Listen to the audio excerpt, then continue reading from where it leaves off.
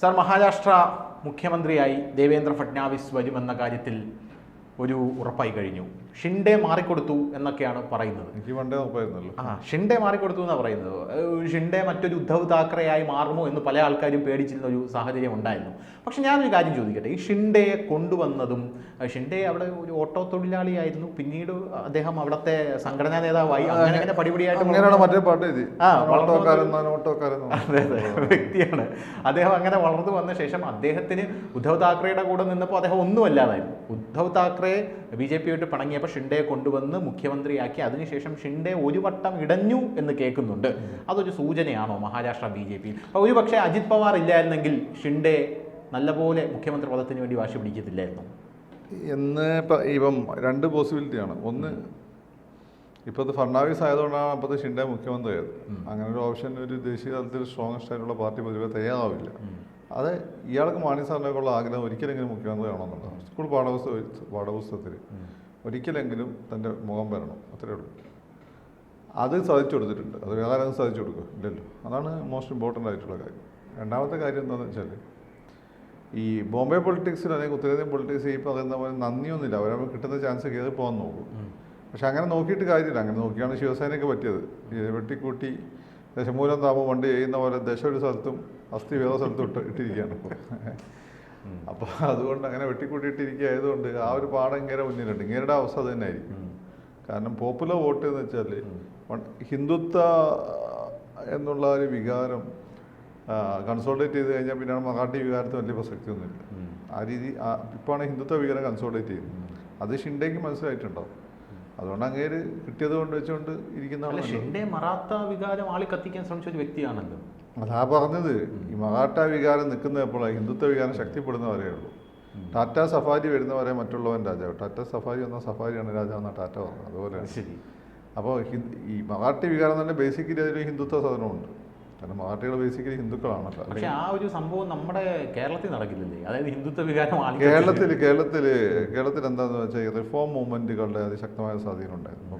നവോത്ഥാന പ്രസ്ഥാനങ്ങൾ അത് അവിടെ ഉണ്ടായിരുന്നു. പക്ഷെ അവിടെ അതിന് ഹിന്ദുത്വ സ്വഭാവം ഉണ്ടായിരുന്നു. ഇവിടെ കമ്മ്യൂണിസ്റ്റ് പാർട്ടി വന്നിട്ട് അതിന് ഹിന്ദുത്വ സ്വഭാവം അങ്ങ് മാറ്റിക്കളഞ്ഞു. അതിന് യൂണിവേഴ്സലായി കളഞ്ഞു. യൂണിവേഴ്സലായി കഴിഞ്ഞപ്പോൾ എന്താ വെച്ചാൽ ഈ ഹിന്ദുത്വം നിൽക്കുമ്പോൾ ഒരുമാതിരി ചിരി ഉണ്ടാക്കുന്ന സംഭവമായിട്ടൂടെ മാറി. പിന്നെ കേരളത്തെ കുറച്ച് എഡ്യൂക്കേറ്റഡ് സൊസൈറ്റിയും വണ്ടിയാനി എന്നെ വന്നിട്ടുണ്ട്. മുമ്പ് അങ്ങനെ കോഴിക്കോട് വന്ന സമയത്ത്, വണ്ടിയാനി ഒന്നുമല്ലാത്ത സമയത്ത്, ജനസംഘത്തിൻ്റെ നേതാവായിരുന്ന സമയത്ത്, അങ്ങനെ റെയിൽവേ സ്റ്റേഷനിൽ പോകാൻ വേണ്ടി വെസ്റ്റീരിൽ റിക്ഷയ്ക്ക് കയറി. ആൾ വലിക്കുന്ന റിക്ഷ കോഴിക്കോടായിരുന്നു.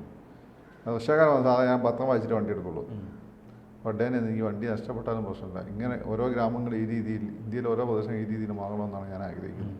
വണ്ടേനെ വന്നിട്ട് അപ്പോൾ ഇവിടെ വളരെ മുമ്പേ തന്നെ ഒരു ഈ പറയുന്ന ഗ്രന്ഥശാല പ്രസ്ഥാനം, വായന, സാക്ഷരത, അതൊക്കെ വളരെ മുന്നിൽ നിന്ന സ്ഥലമാണ്.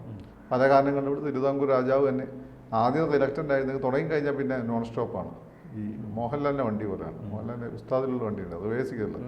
തിരുവിതാംകൂർ രാജാക്കന്മാരുടെ ഒരു പ്രത്യേകതയാണ്. അവർ എന്തെങ്കിലും തുടങ്ങണമെങ്കിൽ ആരെങ്കിലൊക്കെ SSCP ഒക്കെ പിന്നെ തള്ളിക്കൊടുക്കണം. തുടങ്ങി കഴിഞ്ഞാൽ പിന്നെ അതിന് ബ്രേക്കില്ല, അതങ്ങ് പോയിക്കൊണ്ടേയിരിക്കും. അത് തിരുവിതാംകൂറിൻ്റെ സ്വഭാവം. അത് പിന്നെ ഈ ഗ്രന്ഥശാല പ്രസ്ഥാനങ്ങൾ ഇത്ര പെട്ടെന്ന് വളരാൻ കാരണം നല്ല പൈസയായിരുന്നു, നല്ല ഗ്രാൻഡ് കൊടുത്തു ഗവൺമെൻറ്. അപ്പം ഈ നല്ല ഗ്രാൻഡ് ഗവൺമെൻറ് അജണ്ടയൊക്കെ ഉണ്ട്. പക്ഷേ ആ ഗ്രാൻഡ് അതുകൊണ്ട് ഗ്രന്ഥശാല പ്രസ്ഥാനങ്ങൾ വന്നു. താഴെ തട്ടിപ്പോലും ചിന്തകൾ വന്നു. അങ്ങനെ ചിന്തകൾ വരുമ്പോൾ ആ ഒരു കാലഘട്ടം എന്ന് വെച്ചാൽ പൂണൂല്, ഹിന്ദുത്വം എന്നൊക്കെ പറഞ്ഞ, ബ്രാഹ്മണൻ എന്നൊക്കെ പറഞ്ഞ നെഗറ്റീവ് ആയി വരുന്നത്, ചൂഷകനായി ബ്രാഹ്മണൻ ചിത്രീകരിക്കപ്പെട്ട സമയമാണ്. അത് ഹിന്ദുയിസം എന്ന മൊത്തം ജാതി എന്നൊക്കെ പറഞ്ഞുകൊണ്ട് ഹിന്ദു നിൽക്കുമ്പോൾ തന്നെ ഒരുമാതിരി ഹിന്ദുക്കൾക്ക് തന്നെ ചോർത്തിൽ വരുന്ന കാലമായിരുന്നു ആ കാലഘട്ടം.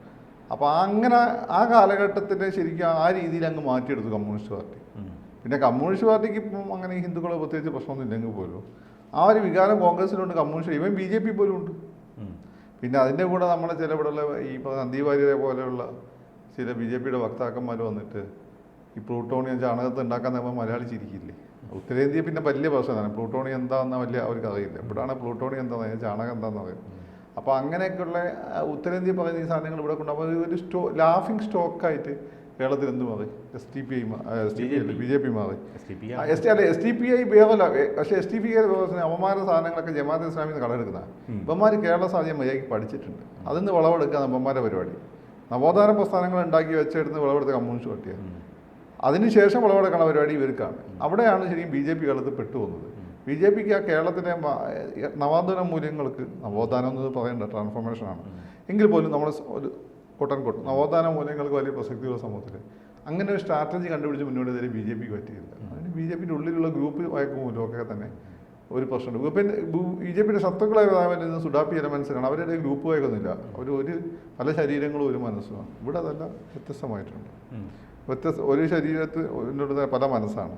അതുകൊണ്ടാണ് കേരളത്തിൽ ബി ജെ പിക്ക് വളരാൻ പറ്റാത്ത ഒരു സാഹചര്യമുള്ളത്. ഇനി മഹാരാഷ്ട്രയിലോട്ട് വരുമ്പോൾ ഷിൻഡേക്ക് കേന്ദ്രത്തിൽ എന്തെങ്കിലും ഒരു പദവി കൊടുക്കാനുള്ള സാധ്യതയുണ്ട്. ഷിൻഡെ ഇവിടെ ഉപയോഗിക്കുന്നത് ഇരിക്കുന്നല്ലേ, ആ മോനെ മറ്റേ അവിടെ നിന്നല്ലോ അതും കൊടുക്കുന്നത്. മോനെ നോക്കുക അതങ്ങനെ വളർത്താൻ എല്ലാവരും അങ്ങനെയല്ലേ. ഇവിടെ ആരാ വളർത്താത്തത്? മക്കളെ നമ്മളെ മക്കളെ മറ്റന്മാർ വളർത്തും, അണ്ടന്മാർ വളർത്തും. ഞാൻ അങ്ങനെ അതല്ല ഉദ്ദേശം. രാഷ്ട്രീയത്തിൽ മക്കൾക്ക് വേണ്ടിയിട്ടുള്ള ഈ അതേ ഉള്ളൂ. പണ്ട് ഈ സമൂഹത്തിന് വേണ്ടി സുരേഷ് ഗോപി അല്ല, നമ്മുടെ നരേന്ദ്രമോദിനെ പറ്റി അങ്ങനെ മിനിസ്ട്രിയിലുള്ള ചില ആളുകളൊക്കെ പറയുന്നത് എന്താ പറയുക, ഇങ്ങനെ വിചാരപ്പെടുന്ന ഇന്ത്യയിലുള്ള എല്ലാവരും ബ്രഹ്മചാരികളെന്നാണ്. 24 മണിക്കൂർ ഓടിച്ചിട്ട് പണിയെടുക്കുന്നത് തല വെച്ചു കൊടുത്താൽ തീർന്നു. ജ്യോതിപുരിനെ പറ്റി വല്ല കേൾക്കുന്നുണ്ടോ അപ്പോൾ? മറ്റേതല്ലായിരുന്നു. മറ്റേ സഭയെ പോലും പോകാൻ കിടന്ന് തുടങ്ങിയാൽ മതിയായിരുന്നു. സെക്രട്ടറി എന്തെങ്കിലും ഒരു നോട്ടുണ്ടെങ്കിൽ അത് വായിച്ചാൽ മതിയായിരുന്നു. അപ്പോൾ അതാണ് അതിൻ്റെ ഒരു കാര്യം. അപ്പം മോഡിക്ക് മാത്രമേ മക്കളെ നോക്കണ്ട, ബാക്കി എല്ലാവരും മക്കളെ നോക്കുന്നുണ്ട്. ഒരാളും യോഗിക്ക് നോക്കണം, മോഡിക്ക് നോക്കണ്ട, ബാക്കി എല്ലാവരും മക്കളെ നോക്കും. ഇല്ലെങ്കിൽ ഭാര്യമാർ പിന്നെ കുത്തിനെ പിടിച്ചിട്ട് നിർത്തും ആകാശത്തോട്ട്. ഏതൊരു പടത്തിൽ ഇങ്ങനെ പിടിച്ച് നിർത്തുന്നില്ലേ, അതുപോലെ എനിക്ക് കിരിക്കടൻ ജോസാണ് അതിനെ പിടിച്ച് ഇങ്ങനെ നിർത്തും, അതുപോലെ പിടിച്ച് നിർത്തും. അപ്പോൾ അതുകൊണ്ടാണ്. അതിപ്പോൾ ആരെയും കുറ്റം പറയുന്നത് വേണം, അങ്ങനെ തന്നെ ഉള്ളൂ. പിന്നെ സ്വന്തം മക്കൾ നമ്മളല്ലാണ്ട് ഒറ്റ നോക്കും. കേൾക്കാനൊക്കെ സുഖമുണ്ട്, പക്ഷേ ഒരു രാഷ്ട്രീയത്തിലേക്കൊക്കെ എത്തുമ്പോൾ മക്കൾക്ക് അതൊക്കെ പണ്ട് മഹാത്മാഗാന്ധി സ്വന്തം മോന് കിട്ടിയ സ്കോളർഷിപ്പ് എടുത്ത് കണ്ട അലവലാതിക്ക് കൊടുത്തിട്ടുണ്ട്. അതുകൊണ്ട് ആ ചെറുക്കൻ വെള്ളം അടിച്ച് എത്തുയത് അന്നോട്ട് തുടങ്ങിയ ചെറുക്കൻ്റെ ഗതികേട്. അങ്ങനെ ഒരു അച്ഛന്മാർ ചെയ്യാൻ പാടില്ലല്ലോ, അതാക്കാലം. പിന്നെ രണ്ടാമത് നിന്റെ സ്കോളർഷിപ്പ് നീ തന്നെ എടുത്തോ, ഞാൻ നിന്നെ പ്രത്യേകിച്ച് പ്രൊമോട്ട് ചെയ്യുന്നില്ല. അടുത്ത ലീഡർഷിപ്പ്, അതായത് പനമ്പള്ളി ഗോവിന്ദ മേനോനെ പോലെ ലീഡറുടെ കാലഘട്ടം നമ്മളേക്ക് മാറി.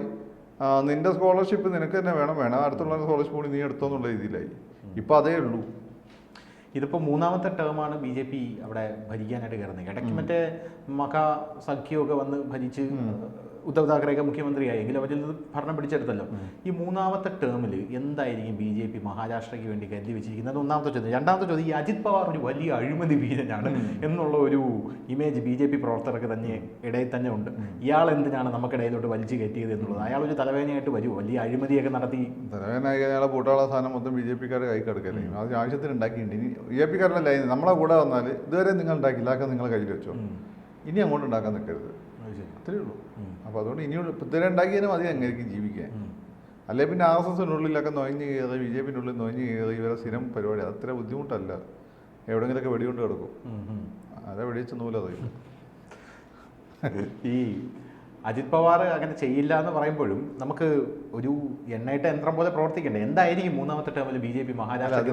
ഉത്തരേന്ത്യയിലെ ഏറ്റവും വലിയ പ്രശ്നം എന്ന് വെച്ചാൽ നിങ്ങൾ ഈ സന്തോഷ് ജോർജ് കുളങ്ങരയുടെയൊക്കെ വീഡിയോയിലൂടെ പോയാൽ മനസ്സിലാവും. നമ്മൾ ഈ പറയുന്ന വികസനം, ഗുജറാത്ത് ഉൾപ്പെടെ വികസനം എന്നുള്ളത് നഗരമേഖല മാത്രമാണ്. ഗ്രാമീണ മേഖല കുട്ടികൾക്ക് സ്കൂളുകൾ എന്ന സാധനം ഉണ്ടെന്ന് പോലും അറിയില്ല. മോഡിക്ക് അതൊക്കെ മിഷൻ ഉണ്ടെന്ന് മനസ്സിലാവും. മോഡി ഒന്നാമത് ഈ പറയുന്ന അങ്ങനെയുടെ കൂടെ വർക്ക് ചെയ്ത ആളുകൾ പറയുന്ന കുടുംബമല്ലല്ലോ. കുടുംബം ഇല്ലാത്തതുകൊണ്ട് തന്നെ അയാൾക്ക് രാജ്യമാണ് അയാളുടെ കുടുംബം. അപ്പോൾ അയാൾ ഘട്ടം ഘട്ടമായി ഓരോ സ്ഥലത്ത് എത്തിച്ചേരാൻ ശ്രമിക്കുന്നുണ്ട്.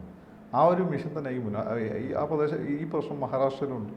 അപ്പോൾ ആ രീതിയിൽ മുന്നോട്ട് പോകാൻ ഈ സന്തോഷ് ജോർജ് കുളങ്ങരയുടെ കാര്യം പറഞ്ഞുകൊണ്ട് ഞാൻ പറയാം. നരേന്ദ്രമോദി 15 കൊല്ലം ഗുജറാത്ത് ഭരിച്ചല്ലോ. ഈ 15 കൊല്ലം നരേന്ദ്രമോദി ഭരിച്ചിട്ട് നരേന്ദ്രമോദിക്ക് അവിടെ ഞാനും കണ്ടിട്ടുണ്ട് ആ വീഡിയോ. അതിൽ നഗരപ്രദേശങ്ങളൊക്കെ വളരെ ഗംഭീരമാണ്, റോഡുകളൊക്കെ കണ്ണാടി പോലെ കിടക്കുന്നുണ്ട്. പക്ഷേ ഗ്രാമങ്ങളിലേക്ക് പോകുമ്പോൾ വളരെ പരിതാപകരം. നരേന്ദ്രമോദിക്ക് ഒരു ദിവസം കൊണ്ട് എല്ലാം മാറ്റാൻ പറ്റും. ഇത്രയും വലിയ പോപ്പുലേഷൻ ഒരു രാജ്യത്തിൻ്റെ 15 കൊല്ലം 15 വർഷം കൊണ്ട് അതിന് ഇൻഡൈസസിൽ മുന്നോട്ട് വന്നിട്ടുണ്ട്. പക്ഷെ അതിൻ്റെ മുമ്പേയുള്ള സ്ഥിതി ഇങ്ങനെയൊക്കെ തന്നെയാണ്. മോഡി ഘട്ടം ഘട്ടമായി വേടി എന്ന പറഞ്ഞിട്ട് പരിപാടി ബച്ചാവെന്നൊക്കെ പറഞ്ഞിട്ട് പരിപാടി തുടങ്ങി. അതിൻ്റെ ഫലങ്ങൾ കിട്ടി തുടങ്ങിയിട്ടേ ഉള്ളൂ. ഇനിയും സമയം എടുക്കും. ഒരാൾക്കൊന്നും ഒറ്റ ദിവസം കൂടെ മാറ്റാൻ പറ്റില്ല. എനിക്ക് ഇപ്പോഴും ഓർമ്മയുണ്ട്, നരേന്ദ്രമോദി പ്രധാനമന്ത്രിയായി കയറുമ്പോൾ അമിത്ഷാ പറഞ്ഞൊരു പ്രസ്താവനയുണ്ട്, 25 കൊല്ലം എടുക്കും ഇന്ത്യയെ ഒന്ന് കൈപിടിച്ചു. മിനിമം സത്യമാണ്. മിനിമം അത് നിങ്ങൾ വിചാരിക്കുന്ന രീതിയിൽ മാറ്റം കൊണ്ടുവരണമെങ്കിൽ 50 വർഷം എടുക്കും. 50 വർഷം എടുക്കും. അപ്പോൾ 50 വർഷം ബി ജെ പി എണ്ണയിട്ട യന്ത്രം പോലെ പ്രവർത്തിച്ചാൽ ബി ജെ പിക്കാർ കണ്ട RSS കൂടുതൽ വാർത്തകളും വിശേഷങ്ങളും നിങ്ങളിലേക്ക് എത്താൻ ABC മലയാളം സബ്സ്ക്രൈബ് ചെയ്യുക, ബെൽ ബട്ടണും അമർത്തുക.